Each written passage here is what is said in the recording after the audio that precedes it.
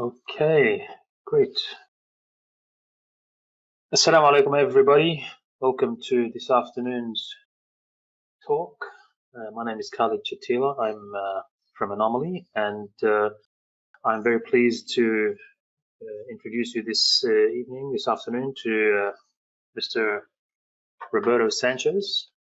Roberto is the Director of Threat Intelligence, Threat Sharing and Analysis at Anomali, a distinguished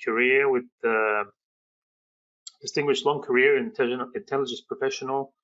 Roberto has had over 2 decades of tactical, operational, and strategic level experience working a diverse range of issues from counter-terrorism to cybersecurity and threat intelligence. During this time, Roberto has led a number of intelligence teams in terms of the US Marine Corps, as well as cyber intelligence teams at the National Security Agency in the USA, producing threat intelligence at multiple commercial and defense contracting organizations. Roberto has also spent some years throughout the Middle East region. He's worked with a number of clients in this region to enable and enhance their threat intelligence programs, processes, and procedures.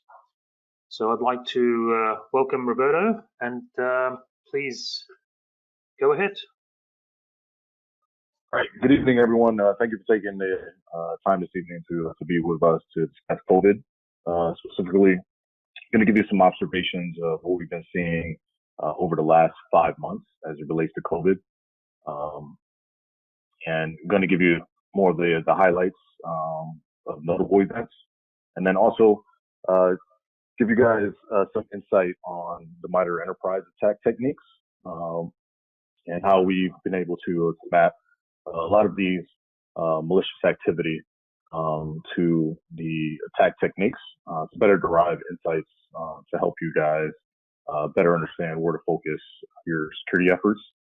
Continue on, I'm going to give an overview of the threat landscape as it pertains to COVID-19. And all right, so overview of the COVID in general. As everyone is well aware, it's a respiratory disease turned pandemic, and as any good event, these tend to get exploited very quickly by threat actors in order to compromise their intended targets. So COVID first started in December 2019, specifically December 31st as viral pneumonia, as reported by the Chinese authorities to the World Health Organization. And within weeks, it was identified as the latest strain of coronavirus.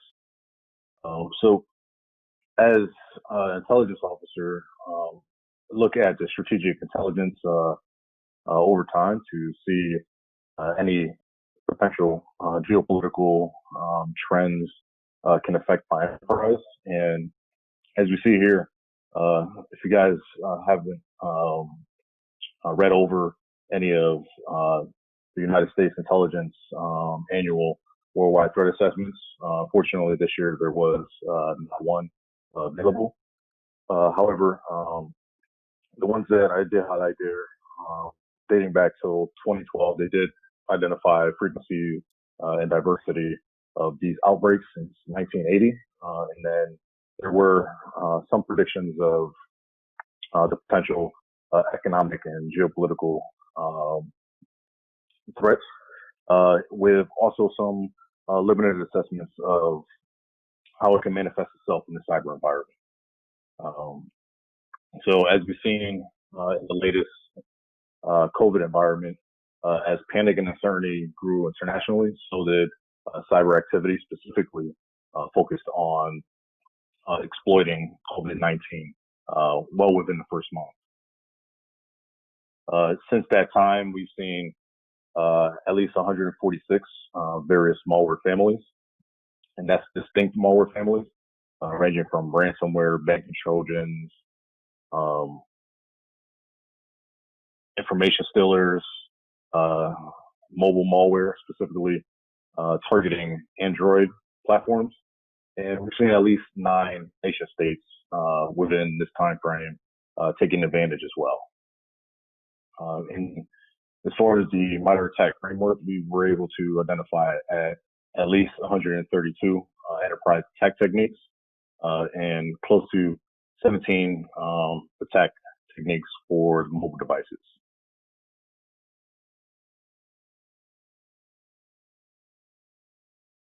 So in the next 2 slides, I'm going to be covering high-level notable events throughout this time period.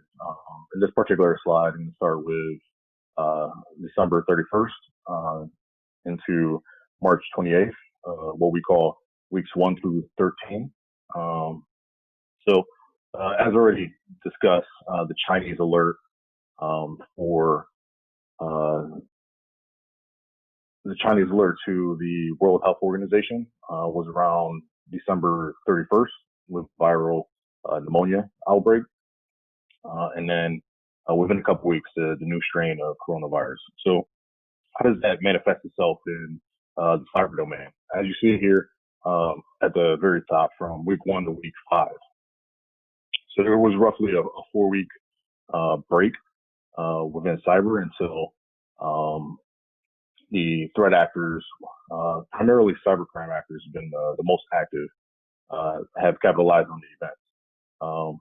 The first reported, at least according to public sources, was Emotet, which is a downloader delivered through Mustang to download additional malware. In this particular instance, infected users in Japan were targeted, and then their devices further downloaded tricked by information stealer. Also highlighted there towards the late January, the first case of COVID was reported by the UAE authorities. It's roughly around the same time as the first recorded event using COVID themes. So after late January into early February, we really started to see an uptick of activity, primarily related towards cybercrime actors. As you see there in early February, start seeing a whole host of actors, and not really atypical for an event of this nature to manifest itself with this activity. But within this time period specifically, we've seen reporting out of China, South Korea, Australia, the US, Japan, Italy, and Germany, where Lokibot, information stealer, Aziora, another information stealer exploiting a particular CVE in Microsoft. We start seeing NetWalker ransomware being deployed in the environment to extort their victims, and start seeing Nanocore, Agent Tesla, and start really seeing the first series of World Health Organization and the U.S. Center for Disease Control spoofing to either steal credentials or distribute malware. Then we've seen a new Parallax remote access Trojan, which is reportedly to be an advanced Trojan. And we see the first instance of COVID-themed mobile malware in the form of Cerberus, targeting Android platforms. So moving along, once again, we see a continuation of Parallax. Parallax really continued throughout February and well into March and April. Started to see an introduction of new wiper malware that has been exploiting coronavirus. And we see, once again, a continuation of the World Health Organization spoofing emails, but this time capitalizing on all the explosion of information as folks are starting to quarantine globally on safety measures. And reportedly in February 20th, there was one of the first recorded advanced persistent threats in the form of spear phishing and malicious documents to implant a malware called Tricky Mouse. And this was specifically targeting or impersonating the Ukrainian Ministry of Health, most likely to target their traditional target sets of Ukraine. So Hayes being a Russian state-sponsored actor. And then later on in that particular week, we started seeing the first case of COVID make its way towards Bahrain. So continuing on, we start seeing Emotet, Nanocore, TrickBot, and this time Ryu ransomware, as well as SpyNote, remote access Trojan. So the particular of interest here, SpyNote, being an Android-based spyware, we're seeing that target specifically Arabic language speakers. So that was an interesting change in the environment in a specific targeting area that we were able to observe. And roughly around February 24th, we start seeing the first COVID cases within the countries of Kuwait and Oman. And the next APT to enter the environment would arguably been the most active during the entire COVID period has been Kimsuki, also known as Velvet Chalima by CrowdStrike, delivering malicious documents using South Korean response themes, response to COVID-19, and to deliver a baby shark, which backdoor. Primarily, once again, targeting what we believe to be South Korea.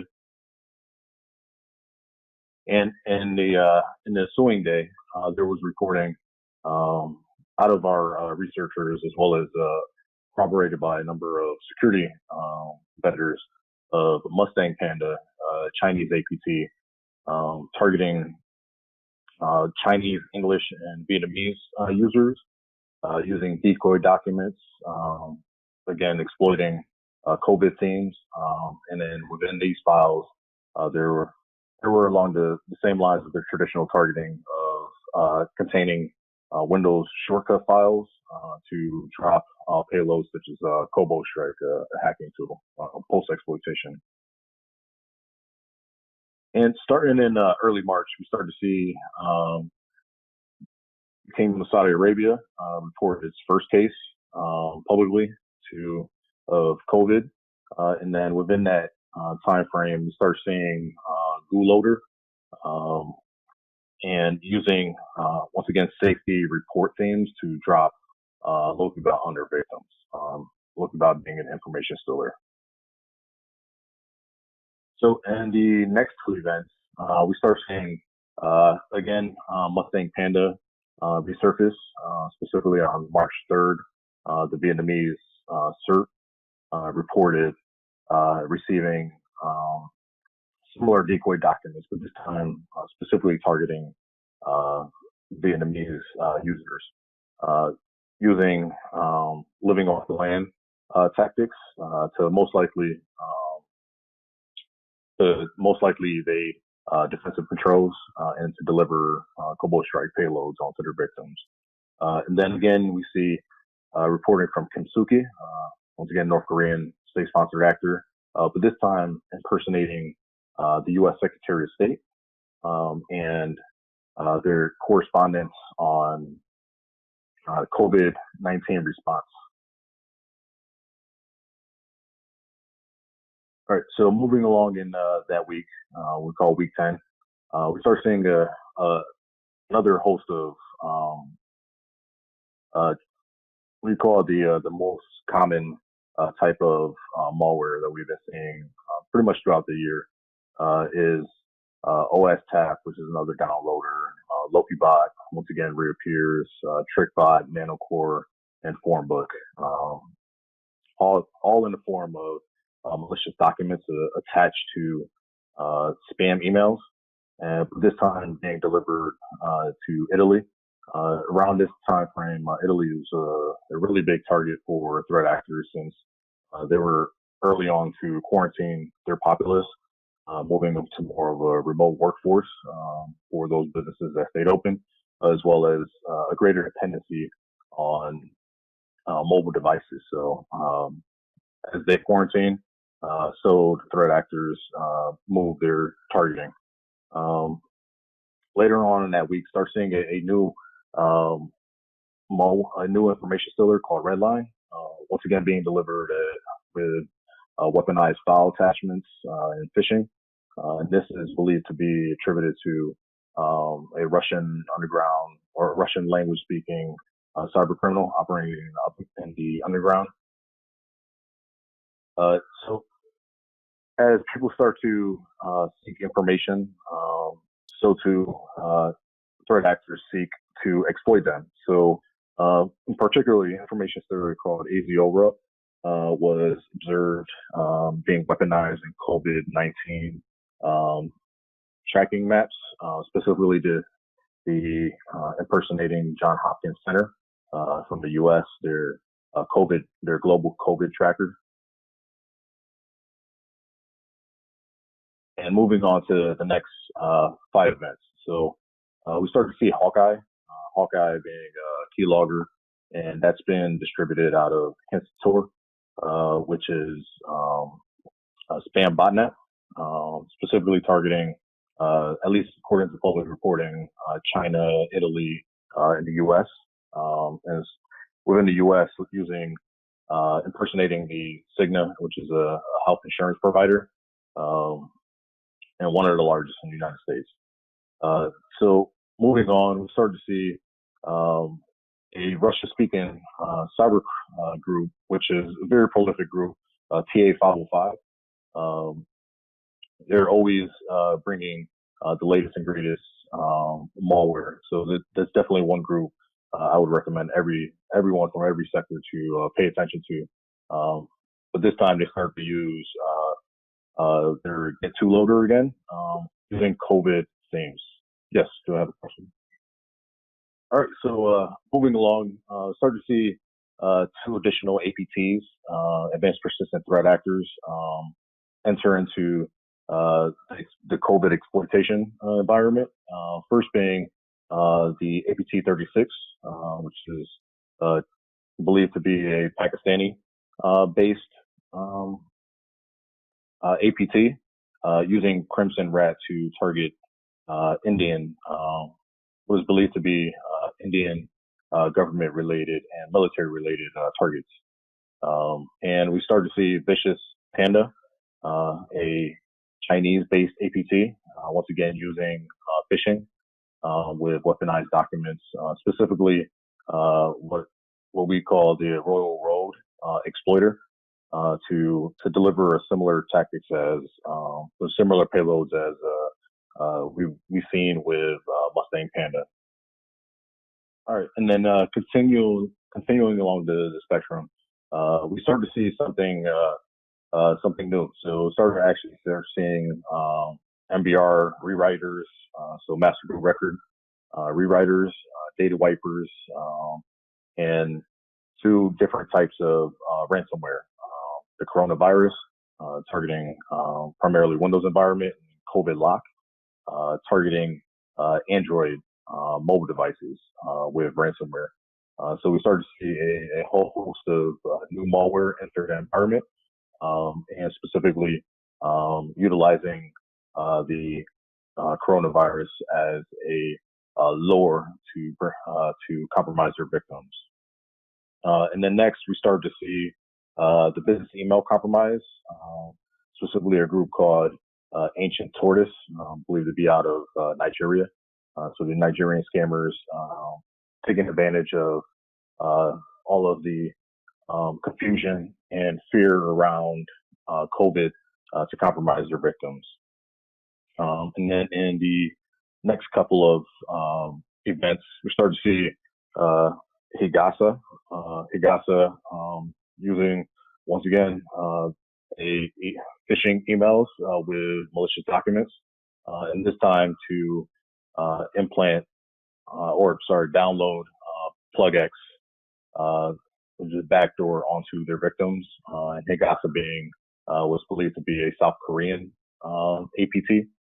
And then continuing down, we started to see TrickBot attributed to a cybercrime group called Wizard Spider.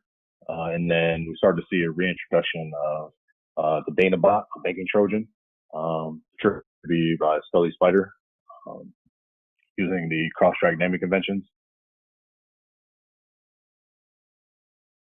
And then later on in that week, week 12, we started to see, once again, Kimsuki reappear in reporting, but this time they're using Windows,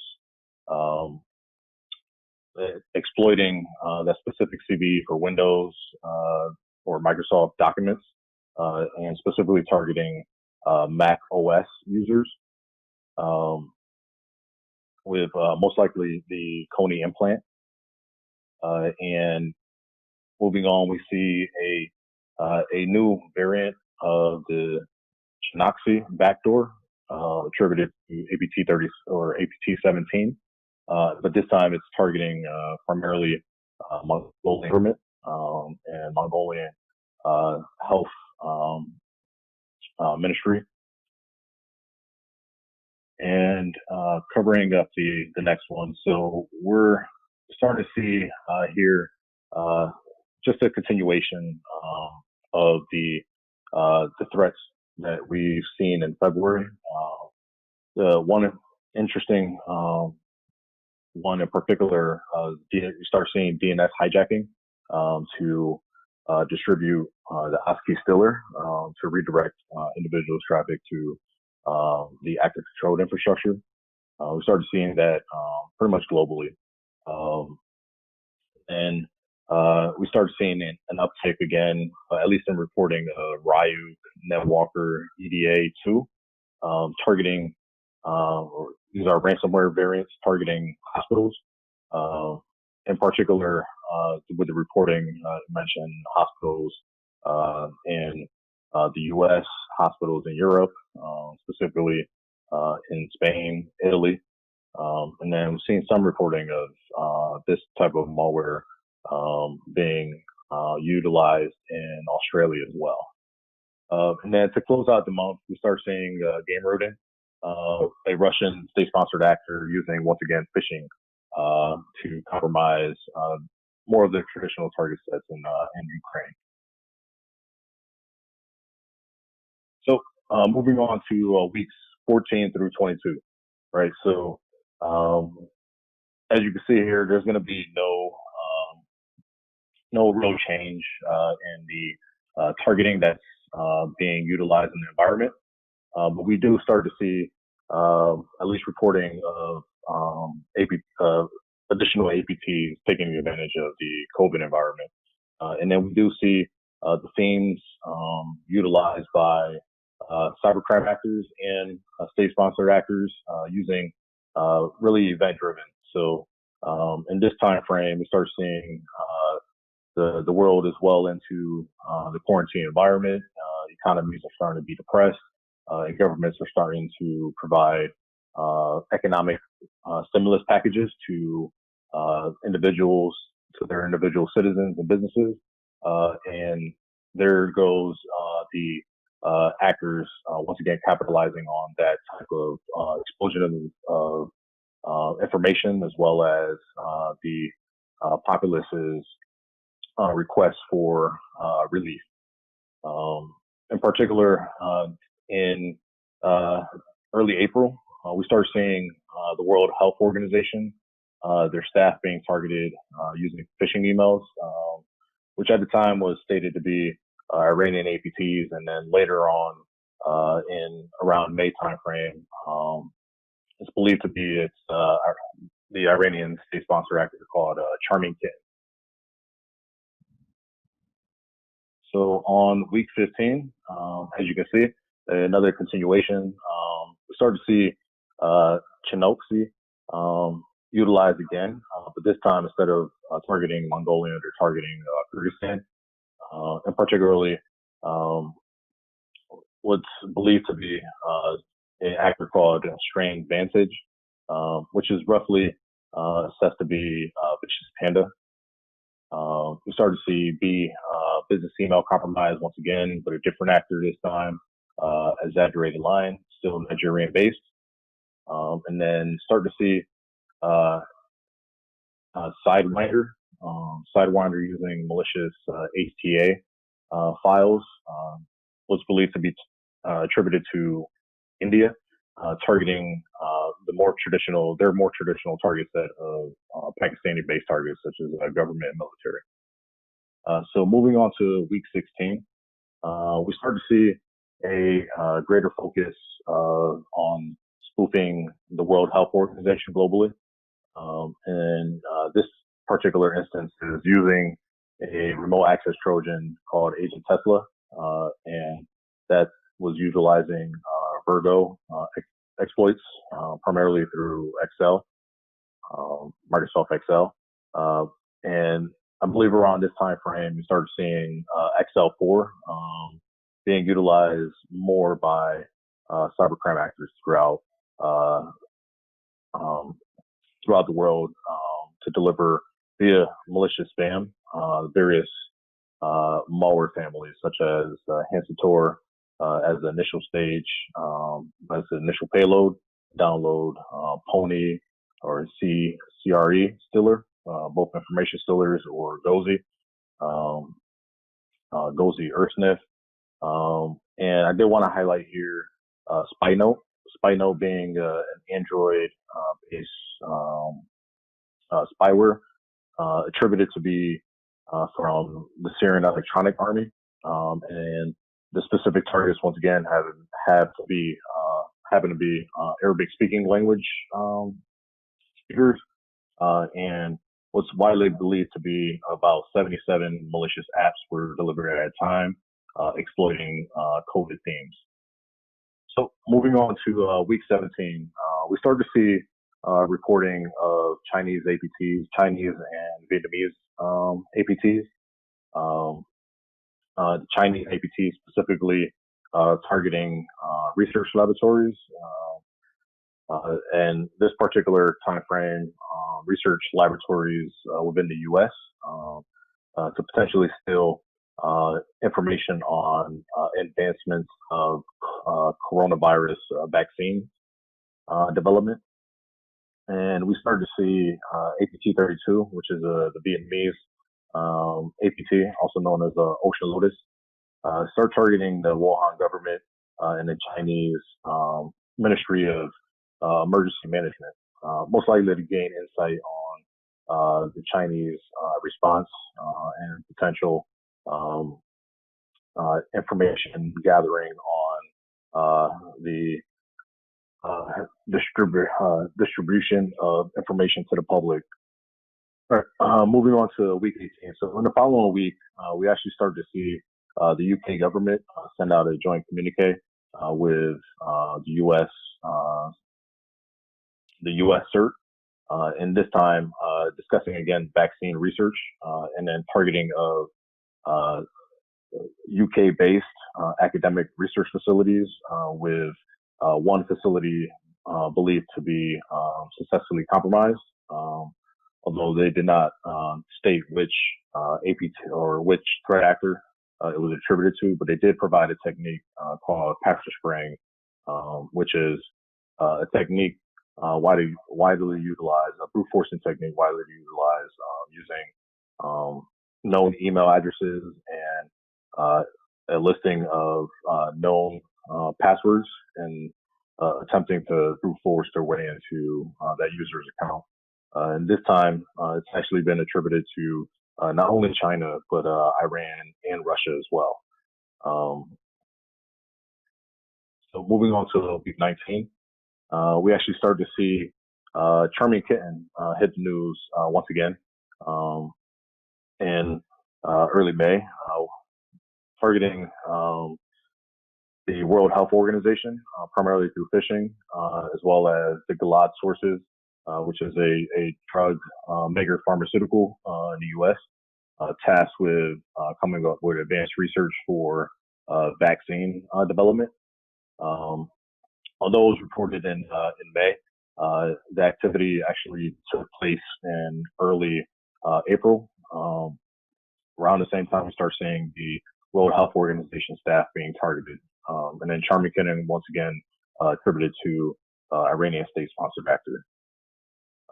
And moving on to mid-May, so tail end of week 19 and week 20, we started to see a reintroduction of reporting called business email compromises, and this time primarily attributed to a Nigerian actor called Silver Terrier. And to close out the month, we started to see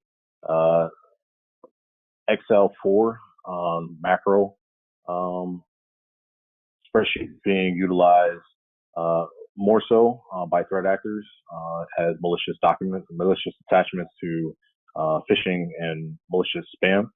And then we also see Zloader, which is a Zeus-based banking Trojan, or actually Zeus-based loader being introduced in the environment against, again, in the form of malicious spam. So moving on, actually, let me go back.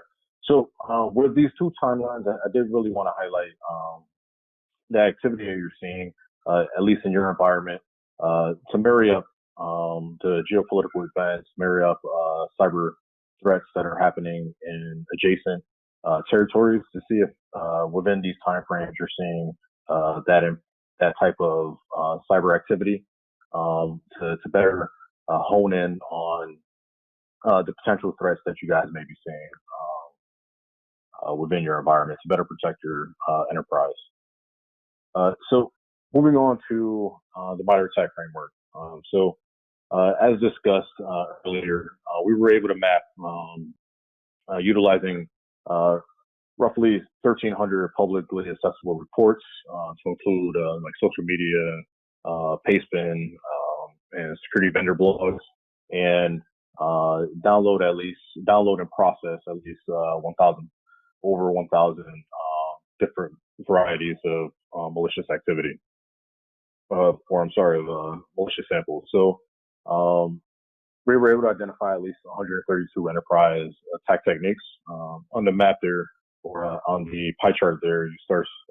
I did the top 12, added 2 additional. The first 2 were primarily related to email-based vectors, and as it shows there, the spear phishing attachment. We're seeing in roughly 21% of COVID-19 related attacks, and then if you add in the spear phishing with the link, which is around 10%, you really start to see email-based vectors in at least a third of all attacks utilizing COVID-19 themes. And then actually, let me take a step back and kind of refresh everyone's memory on the MITRE Enterprise Attack framework. For those unfamiliar and for those familiar, it'd be a nice refresher. So the way I like to interpret the MITRE ATT&CK framework is that it's really a model of active repository containing the various techniques utilized by threat actors and exhibited by malware and hacking tools to you guys better understand what is potentially compromising or attempting to compromise your enterprise in a nice, succinct manner. So you're getting out of this this mindset of plugging and playing observables such as IP addresses and domains, URLs, and file hashes. You're actually, which can only be potentially stopping a single attack. But if you start targeting behaviors in your environment, you can better improve your security controls to actually start blocking and defending and detecting multiple types of threats in a single detection. So during this period, the most common tactic that we've seen was defense evasion. As you see there, roughly a quarter of all attacks contain some form of defense evasion. Although we really can't be certain the specific reasoning for defense evasion being utilized, one can make the assumption that either threat actors are gaining a greater awareness of security controls that are being employed in their target's environment, or a improvement of the security posture of these enterprises, or even possibly a combination of both. As far as the top 5 defense evasion techniques, as we see here listed, we have process injection, software packing, scripting, obfuscated files, or information, and masquerading. And when we start talking about process injection, this is more of a technique of using custom code within the address space of another process. So for instance, hiding within a legitimate process, such as dynamic link library injection, verbal executable injection, and the like. And software packing, this is more associated with compressing an individual file or executable, either at runtime or software packing. This is utilized by both benign and malicious programmers. This is more or less a method to cut down on storage costs, as well as to change your file signature and reduce your file size to easily evade a more traditional signature-based heuristic type of detection mechanism. And the last one here I did want to discuss is the obfuscated files and information. So this definitely goes along with our observations of numerous lore documents using COVID-themed correspondence within their email messages, as well as their SMS text-based phishing, so called smishing. And this is to potentially avoid detection or any type of research through obfuscating, encrypting, or manipulating the original structure of the file to once again to evade these detections. And how can you actually utilize the attack framework within your environment? So there's 3 methods I recommend. You can use this mapping of the behaviors to strategically align your security program to defend against specific tactics and techniques versus just the plug and play with the atomic indicators, such as the network-based ones with the IP addresses, URLs, domains, of that nature. You can better understand detection and mitigation patterns as it relates to techniques, as multiple techniques can be utilized by various actors. So it can better help you guys with blocking this activity.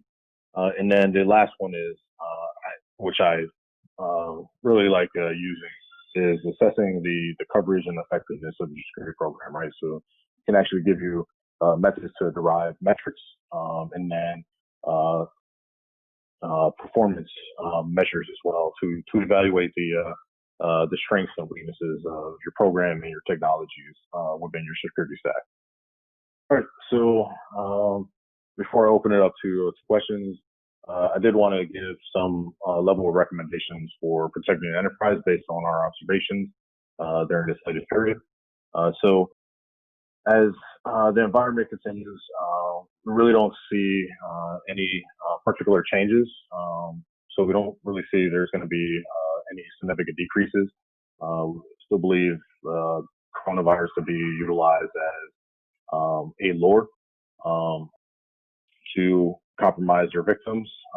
However, what I do believe is going to be changing is more of a generalized themes versus the more specific references to COVID or coronavirus. Believe it's going to start to see, which has already started to manifest itself towards the end of May, is instead of stimulus packages or economic aids or cure themes, going to be more generalized, as we've seen in the past, like purchase orders, invoices, and that nature. Some of the recommendations that I would state are educating your workforce on spotting and reporting suspicious emails, as well as SMS, text-based messaging. For those organizations that had an infrastructure to deliver email, I would recommend publishing DNS records with email authentication protocols such as Center Policy Framework. I've got some recommendations there too on the slide, as specifics that I would recommend putting into your policy, DKIM, and DMARC. This won't stop phishing, but it will help alleviate the spoofing of your legitimate infrastructure, which can be a good deterrent and help not just your organization, but organizations that conduct business with your organization to minimize the ability to impersonate your legitimate infrastructure. I would recommend implementing enterprise-wide multi-factor systems, especially in the event that these actors are using the password spraying or brute force or other brute forcing, such as the RDP-based attacks, and they're able to compromise those accounts. Hopefully, they're not able to compromise the device containing your multi-factor to help prevent potential breach. As patches become available for vulnerabilities, keep your applications updated. And what we start to see in the environment is people moving remotely to work and start utilizing more virtual private networks, VPNs. So threat actors once again pivot towards what is most likely to bear fruit. So I highly recommend patching those VPN devices as quick as possible, enforcing network segregation policies, especially for those unpatchable, at-risk, high-value assets. In the event that a device does get compromised, at minimum, they're not able to move laterally throughout your network. Modern intelligence sources, internal, open source, commercial. There's plenty of resources out there available that are specifically focused on COVID and take the appropriate action, such as blocking and monitoring activity as necessary. Investigate COVID-related attacks. As I mentioned earlier, specifically looking for behaviors. So those tactics, techniques, and procedures employed by these threat actors. So you can start blocking not only single cases, but hopefully gain a larger coverage of those threats in your environment. And then lastly, which I always love to promote, is sharing intelligence. Share intelligence of current emerging threats amongst your business to help educate and get your employees situationally aware of what they can potentially see as threats against them and the corporation across your sector. And then across your region with your industry peers. So kind of using the herd mentality of attack against one is a protection against all. So if one organization or individual gets attacked, you share that information in hopes that everyone else can either be aware or block that activity in time to benefit from your potential detection or compromise. So at this time, I'd like to open up the floor for any questions.